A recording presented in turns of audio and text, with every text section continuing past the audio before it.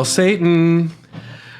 Let me in now, and it'll be nice. And I won't. It's T-Rex. It's a song by T-Rex. Oh, bang a gong, get it on. I listened to more T-Rex after watching this movie, and that's the best thing that came out of this movie.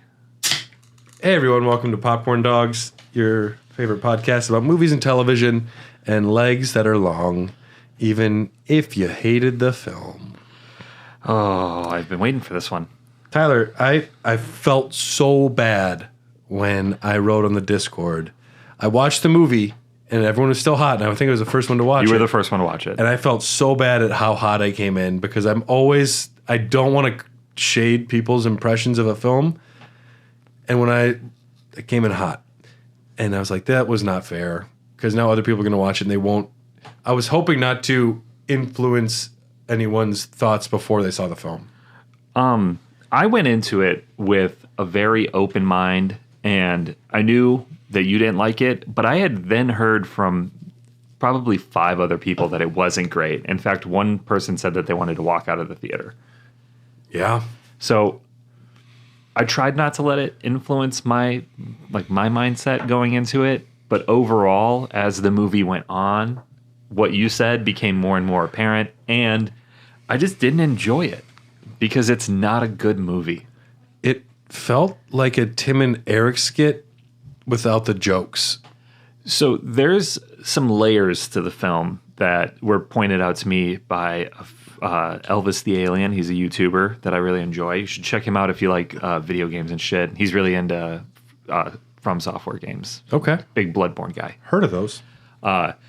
He pointed out a few things that I missed, and there are some layers to the movie that I think are pretty cool. But like Brad said, it seems like a year one film student trying to make a film. Oh, man, I have so many weird feelings about this movie because I hate it. But the cinematography is beautiful. There's just stunning shots. I like it. Stunning compositions, a lot of really good choices, and it's a competent film. It's a well-crafted film. It's better than a lot of films these days. I think one of the biggest problems for this movie was the marketing campaign was perfect, and it was too perfect. And I went in there expecting the best horror film ever, and I went in and it was not that. And it was not only not that, it was not good. But instead of me being like, whatever, I didn't like it, I instead actively hated it. Yes. Because I went in with such big expectations. The first 5 minutes of the film, 10 minutes of the film, I was in. The opening with like the old film camera and like those slow shots, the music, and the girl just outside and then getting approached by a creeper, that's all good. That works for me. Yeah. I liked the weird aspect ratio for the 70s portion of the film. The color throughout the entire film, the color palette is exquisite. Yeah. Very good use of color. Very muted. I really enjoy it. But yeah, you're right. It starts off pretty quick, pretty heavy, and it captures your attention really well, which in film school, when you're writing, there's definitely been a problem with me with any film that I've ever tried to make is one aspect of the film is really strong. You're visually stunning. You have the look in your head and the composition's just right. And you got a good team of people that are able to light the scene and set dress according to your vision. And it all seems very cohesive. And then that really works. But then oftentimes focusing so much on one part of the film, at least for me, leaves another part of the film to suffer. And in my opinion, it was the story portion. Yeah. The meat and potatoes of this thing. Because you have the enticing incident, the hook, that every film student is told you have to have. Within 10 minutes of turning on the film, the audience should be invested. And they get to the killer stuff and immediately starts rolling into birthday theories, and within 6 days of a birthday, an inverted triangle to create a pattern for Satanism. And I'm like, this is bad. Yeah. None of this is like at first when they're showing the messages that they find at the murders, and it was like zodiac codes taking up the whole screen. I was like, cool. How you got me? And then And then I think it's about the birthdays of the children. And I don't know. Satanism largely doesn't work for me in films because I don't adhere to that stuff. Yep. And Rosemary's Baby didn't work. I know it's a classic. I think it's fine. But anything where the crux of the supernatural is active Satanism is bad for me. They could have done that where Longlegs is also, or Cobble, I think is what they call him, just believes that he is worshiping a Satan. But he is. Like, there is an active demonic force in these fucking spirit orbs and these dolls. Wow. Talk about just driving the car off the cliff. Well, I don't know. I think that a lot of the performances lack charisma, and I don't think it's the actors missing the mark. I think it's the way that they were told to perform and the way it's edited. I'm never interested or intrigued or excited about any of the characters. No, and I was actively turned off at Harper, the main character, when it's implied that she has some sort of psychic ability. She does. She actually does have psychic ability. But they imply it first because she does the random number generator and she guesses like 8 out of the 16 images, which means like fucking Neil Patrick Harris from Starship Troopers guessing the cards that he's psychic. Yeah. Like, oh, so she's 50% psychic.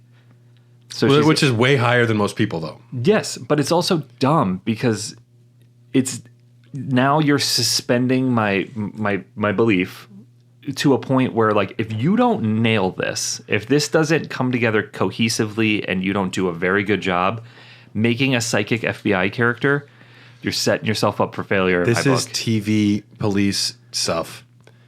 This is not feature film. And I've heard people compare this to Silence of the Lambs, and I'm like, Silence of the Lambs, you are not. Not even remotely close. Clarice is psychoanalytical and dealing with a monster who is also like pushing it back at her twice as hard. It's not about you can predict the future or see things happening in your brain. Because whenever you have a psychic character, so like she's looking at her partner in that opening scene, she keeps looking at him because it's implied she knows something's going to happen to him.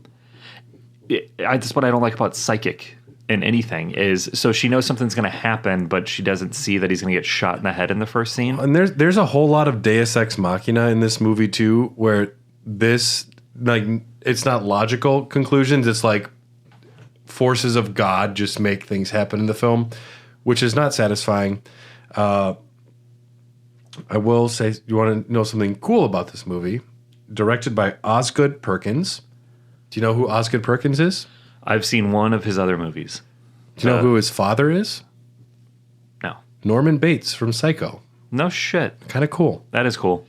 And I was on Norman Bates' Wikipedia, and I didn't, or not Norman Bates, Anthony Perkins' Wikipedia, the actor, believed he was homosexual for most of his life. Maybe he was encouraged to go to electroshock therapy to rid himself of his homosexuality. Married a woman. They stayed together. He had his first sexual interaction with a woman at the age of like 37, and they were happily married for the rest of his life. But that was just a Wikipedia hole where you click something and you're like, oh, what? And you just keep diving. Keep diving. I don't know. So Osgood Perkins had an interesting childhood, is suffice it to say. Yes. And his brother Elvis Perkins did the score for the film. The score is good. Score is good. I like the use of T-Rex was an odd choice. There's a lot of music is central to a lot of the murder, like the Cobble. Yes. He loves hair glam metal. He has a poster of the T-Rex album in his room. Yeah. Which you find out is in Harper's mother's basement. Harker. Or is it Harker or Harper? Lee Harker. Lee Harker. Yep. Yep. He's living in the basement. Yeah. So there's it doesn't work for me. Well, and he's like, if you don't let me do what I want with your daughter in the basement, I'm gonna kill her. Hail Satan. I was like, all of his performances fucking did not work. I don't. Anyone who thinks it worked, it worked at all. I can't do it. So distracting. His interrogation scene was fun. I liked that scene. Yeah, But- it was just because you liked it because it was something actually happening in the movie. I don't know if you actually liked it for what it was. You were just excited that anything happened. He does get a tinge creepy when he does like the head turns and he's like spinning in circles in his chair. Him banging his face off the desk was totally out of left field. It made me laugh really hard. Yeah. But my problem is, it's just try to summarize. So when the birthdays are on the 14th and all of the murders are happening revolving around these young girls' birthdays on the 14th. Lee's birthday is the 14th, and I don't know if it's like the satanic magic in the orb that the doll that still exists that's like blocking her memory of her own birthday. The magical orbs in the dolls. Or her fucking boss knowing that his daughter is of the age of the people that are being attacked and her birthday is the 14th because she's the last victim. It's like, you made a psychic character who cannot see.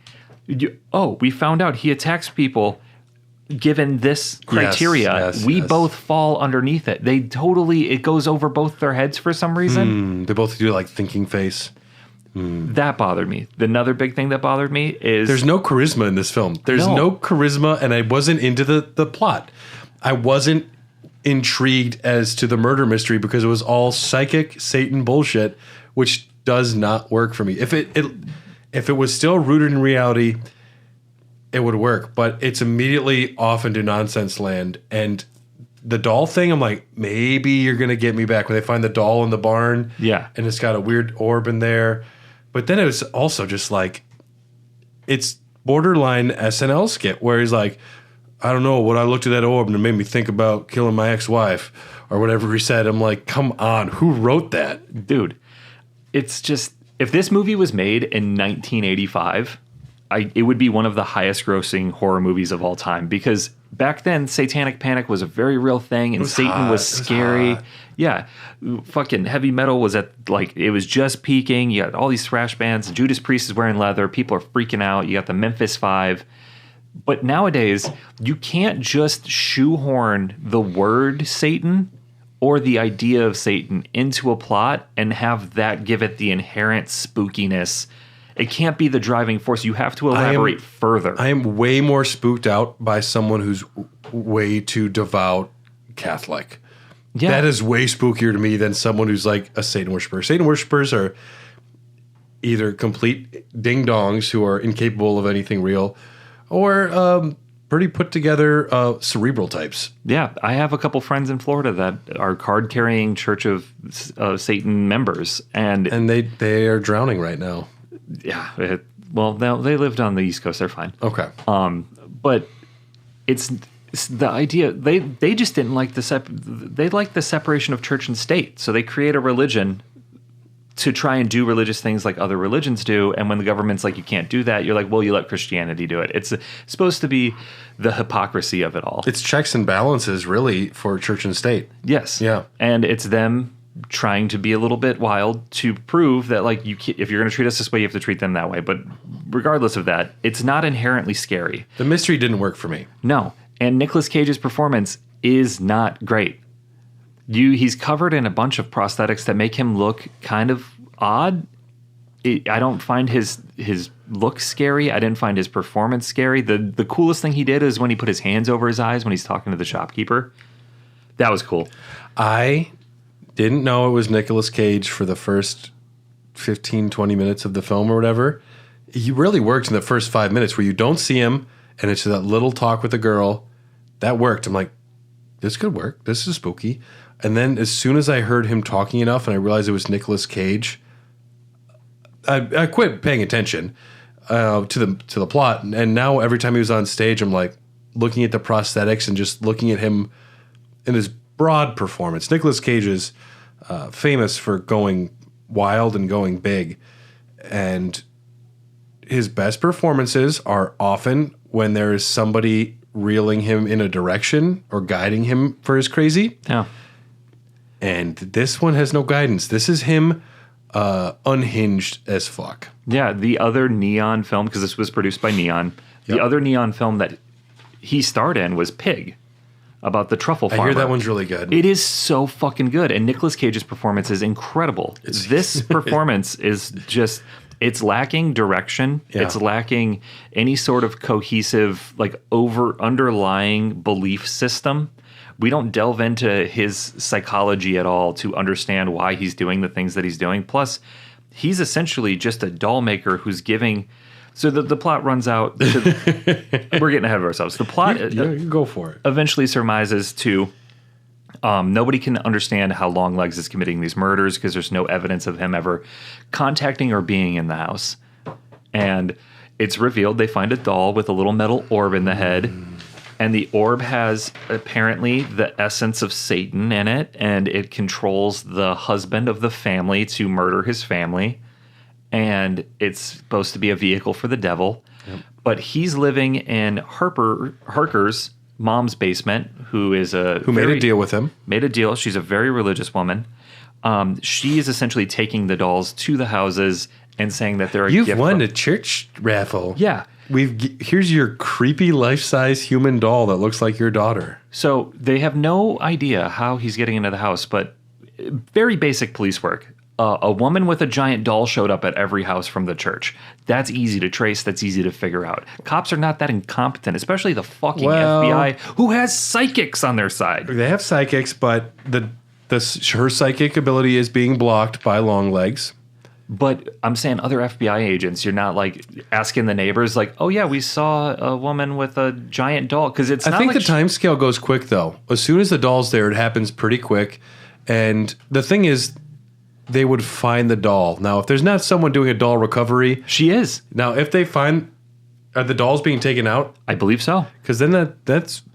At least, I don't know. I'm not trying to argue for the sake of this film's logic, but... She leaves with the doll, and they show her covered in blood walking back to her car. She's walking on city streets with houses. Yeah. Someone's going to see her. Plus, in flashbacks, you see Longlegs tying somebody up at one point with no gloves on. So if he's ever been in the house, there's going to be fingerprints. This takes place in the 90s. So Longlegs, he wants to make an inverted pattern of birthdays on a triangle with a calendar of... Here, I think I wrote it down. All the murders occurred within 6 days before or after the birthday itself of the 14th of the month. And the murders form an occult triangle symbol on a calendar with one date missing. So that's dumb. Yeah, and it's such a convoluted, like, normally... Satanism, is it operate on the same 12-month calendar? Is Satan like a dude who believed in Mars? Like, I don't know. I have so many issues with the logic of this film. But, okay, there's child orbs, and they are... Yeah, it's a metal orb in the doll's head. I think Longlegs needs to accomplish the entire triangle of dates to ascend to be super Satanist. Or unlock Satan. He gets golden hair. See, this is the problem, is you don't ever delve into the motivations of what's supposed to be this incredibly prolific serial killer. They're saying it's like the next big slasher, the best new guy. I'm like, give it to me. Let's go. I'm ready. And so they end up... They get Nicolas Cage in some wacky prosthetic saying, "Hail Satan." Harker eventually gets to the point where they start figuring out this doll thing, and she realizes that Longlegs visited her when she was a child and that she snapped a photo of him, and she finds the photo. So she's able to remember something. We don't know why this memory isn't blocked anymore, because her doll is still alive and active, but she sees the photo of Longlegs, takes it to her boss, who I forget his name. Carter, and she's like, "This is him. This is who we're looking for." And in the next scene, he's standing at a bus stop and they catch him. There's no exhilaration there. I would love to see him like fucking sitting on his bed in his basement in that red room and like hearing footsteps above him and having to like sneak out and run, like create some excitement. Yeah. Instead, you cut to, they just wanted to get to the interrogation scene. It happens pretty quick. Yeah. Longlegs claims to serve the man downstairs and hints at her mother's involvement before killing himself. Yeah. And Agent Browning drives Lee to her mother's home, where Lee witnesses Ruth kill Browning with a shotgun. Ruth then destroys a doll resembling young Lee, causing Lee to lose consciousness. Lee sees that Ruth has been Longlegs' accomplice since her childhood. And Longlegs forces Ruth to choose between her daughter's death and his bidding, leading her to comply and spare Lee. That's at the beginning of the film, right after what we see. Yeah. Yeah, he's lived in the Harker basement, creating satanic dolls that Ruth, posing as a nun, delivers to households, influencing the patriarchs to commit familicide. Lee's doll blocked her memories of Longlegs while also influencing her with his magic. Because these magic orbs do that he can make. It was when the doll gets shot in the head and you see the black mist kind of pour out of Harker's head and she goes unconscious. It was at that moment. There was not a single fucking thing this movie could do to win me back. I was so over it. It's so dumb. It's so dumb. It just, what a dumb, convoluted. And there were opportunities too when she is in Carter's home and he's about to kill the family and they're like, honey, come to the kitchen with me. It would have been so much more interesting if Carter was still doing it and he's like, Lee, help me. Kill me. Trying to fight it. Yeah. And if he could like still be doing it but say something to Lee, I don't know, anything. But I think I'm fired up, as you can tell, but I think what pisses me off about this movie is there are those little nuggets. There are the little bits and pieces throughout the movie that I really enjoyed. Like the very simple line of when Carter gets up with his wife to go to the kitchen and he's like, honey, you want to help me in the kitchen? She's like, oh, we'll be right back. And he goes, I'll be right back. You'll still be in the kitchen. That line, I was like, that's fucking good. But the whole way we got here sucks. It's almost comedy. And that's where a lot of the tone is, where some things are like that are funny. And it's throwing me off. And that's why I felt like the whole time the performances felt like a Tim and Eric skit that never broke the laughter track. You know, like they never put the laugh track in. It's like it never actually laughed, but it was like the performances seemed so hammy and B on purpose. And it felt like Darth Marenghi's, whatever that dark place or whatever it is. It felt like a parody of a real thriller. And in many ways it was, but the tone of the film just seems dissonant and out of place, and it never worked. And I was actively angry when I left the theater. I watched it with a buddy of mine, and right before the climax of the film, he looked at me and was like, do you understand what the fuck is happening? And I was like, the dolls have Satan in their brains, and no, I don't understand. Nicolas Cage is in a lot of makeup. You can't just put Nicolas Cage in makeup because I found his performance, like when he's driving home and he's like, mommy, daddy, kill me, or whatever he's screaming. I'm like, stupid. It's not scary. I've seen Nicolas Cage do this. Embarrassing? It just reminded me of Mandy, which is... I haven't seen that one. Mandy is Nicolas Cage dialed up to like 100. Yeah. But it's a oddly great film. Nicolas Cage can be dialed up to 100 and work. There's a scene of him and Mandy and his whitey tighties just chugging whiskey, screaming in a bathroom for like a minute and a half. And I was like, this is great. Yeah. But Longlegs, it just didn't work. I didn't find Cobble to be scary. I didn't find him to make sense. I found him to be a cartoon character. Yeah. It just never really sold it on me. None of it worked. The cinematography, fantastic. Yes. The cinematographer's name is Andres Tinajero. He hasn't done other feature films before. He has his first directorial debut coming up. It'll at least look good. I know that. And then he's also shooting a feature film for another director called Sun, which is a horror film, I believe. Stunning. The cast, I think Maika Monroe is Lee Harker. She's probably the best part of this film, but I found her performance to be a little boring because of the nature of the character. There's just no charisma in the performance, and she has it. I've seen her give interviews. She's exciting to listen to talk. Like she can hold a room. Yeah. And in this, just everything about the performance just killed it for me. Blair Underwood as Agent Carter. The production. This was inspired by the killing of John Benet Ramsey. Yeah. Which I don't know anything about that really, other than a million pictures of it at grocery stores when you're about to check out growing up. Yeah. The abridged version is they thought her parents did it. There was a weird ransom note, and then way later they thought the brother did it, and then it turns out there was like blood on her from some other person, and then handwriting analysis said that the parents couldn't have written the ransom note, so nobody knows what's going on. The murder took place approaching Christmas, and one present that the parents had gotten for John Bonet was a life-size replica doll of herself. I mean, the bones are there. You could make something cool, but this, I think you really lost it when you chose to include the metallic Satan brain in the dolls that's supposed to be like corrupting the fathers. But no, John Bonet Ramsey, they were gifted a life-size replica doll of herself, and it was in a cardboard box in the basement 15 feet from where she was killed. And Osgood Perkins said there was something so insane about that, I cataloged that away.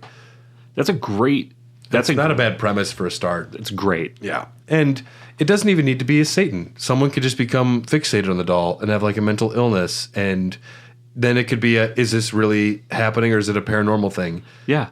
It could be as simple as somebody who was... Walk the line. Yeah, who's somebody who was abused by their parents, and then the cycle of abuse continues, but they're obviously too far gone to be a normal alcoholic, so they choose to violence. I felt like I was taking crazy pills because so many reviews for this film are great.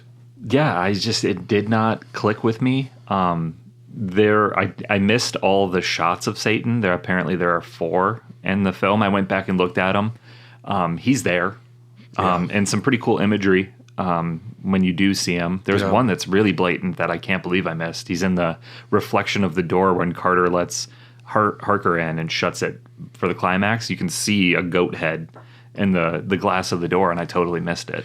You know what movie that works really great in? Hereditary. Yes. Midsommar. When you go back and you watch that and you see the extra little things in the background, that works really great. For this one, it didn't really do nothing for me. No. There is a theory that was put out by Elvis the Alien, who helped me understand this film because it was lost on me.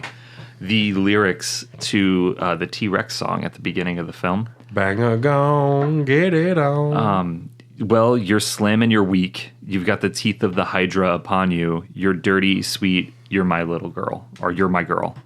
The theory is that Harker is like Jesus is the son of Mary and the son of God, the Immaculate Conception.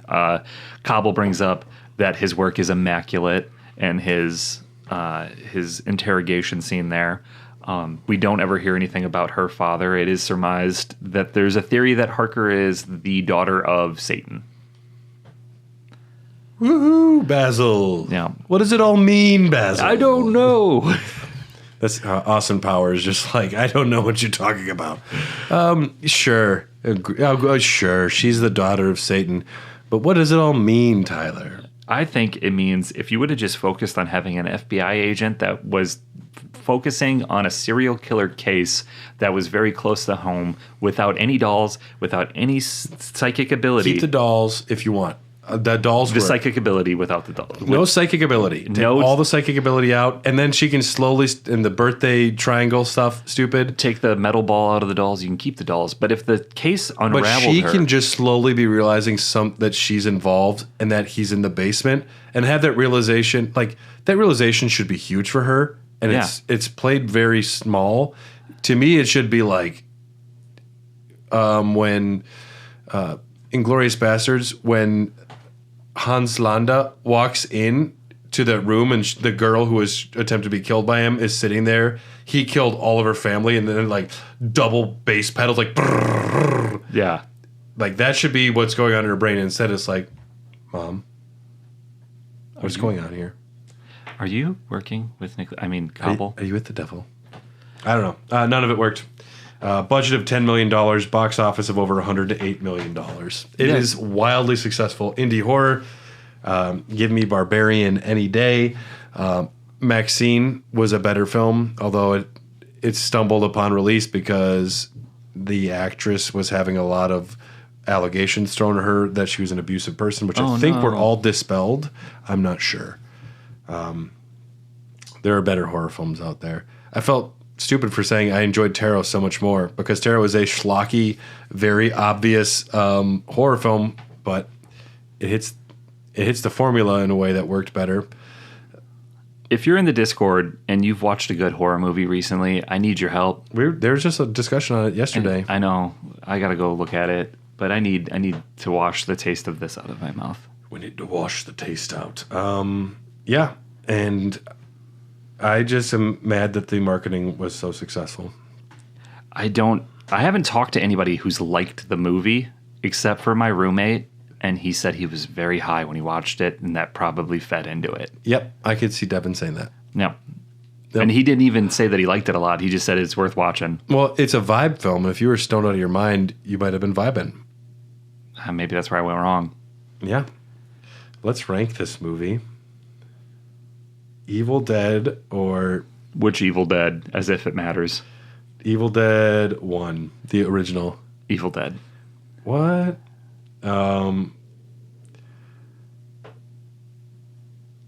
There's so many Marvel films that we're going to have to just go into Marvel. Ant-Man 1 or Longlegs. Ant-Man. I go Ant-Man. Evil Dead 2 or Longlegs. Evil Dead 2. Thor 1 or Longlegs. Thor. Yeah. It's not by much.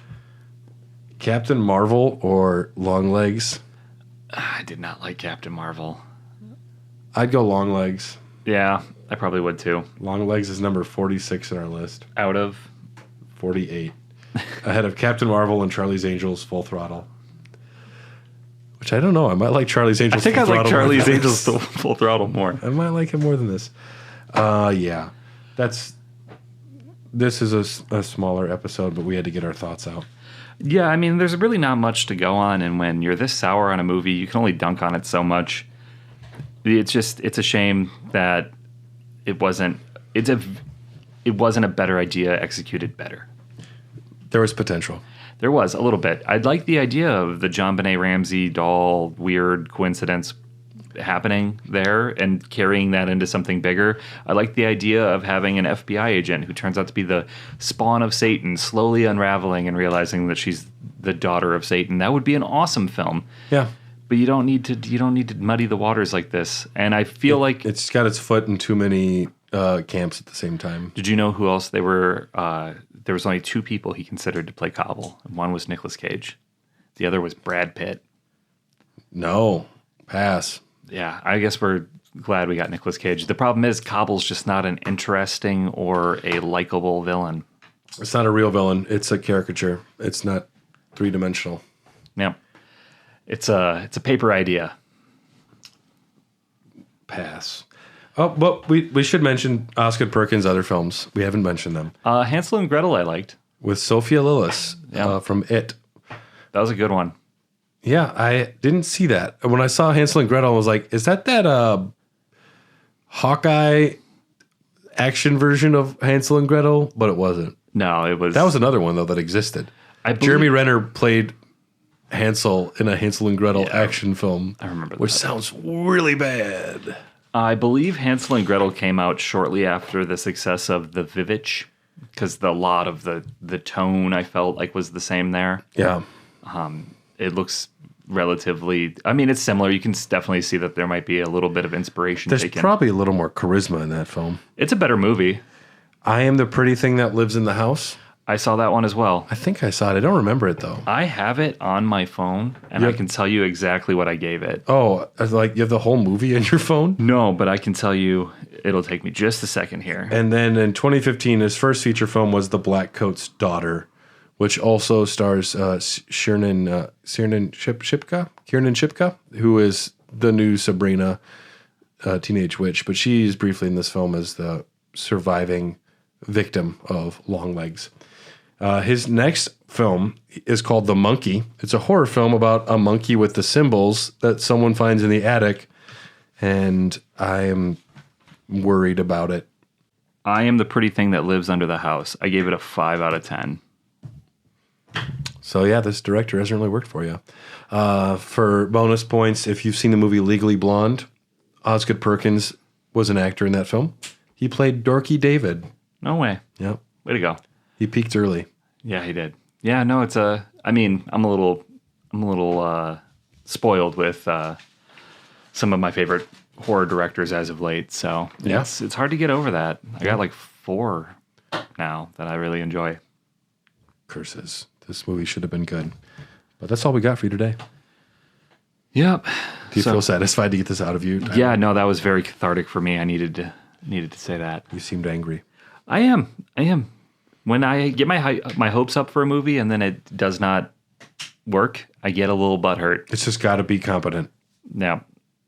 It seemed like a college student's first film that they tried to sound really smart when they made it. If I saw this in film school, I'd be like, this is amazing. It's so cerebral. But then Ari Aster happened.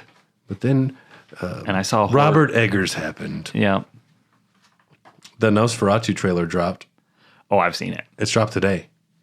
I saw the first The trailer. new trailer's out. I'm not watching any more trailers. Ballerina's out, that trailer. Oh, really? Very exciting. I saw the trailer. John Wick's in it, though. I didn't think John Wick would be in the film. I'm going to have to watch that. Yep. Ana de Armas, there's some brief shots of her doing some action. I'm in. I'm always a fan of her. I know. Me too. Yeah. No, Nosferatu is going to be dope, though. It comes out close to my birthday. There's in the trailer for Ballerina, some of the dialogue is, "You're smaller and weaker.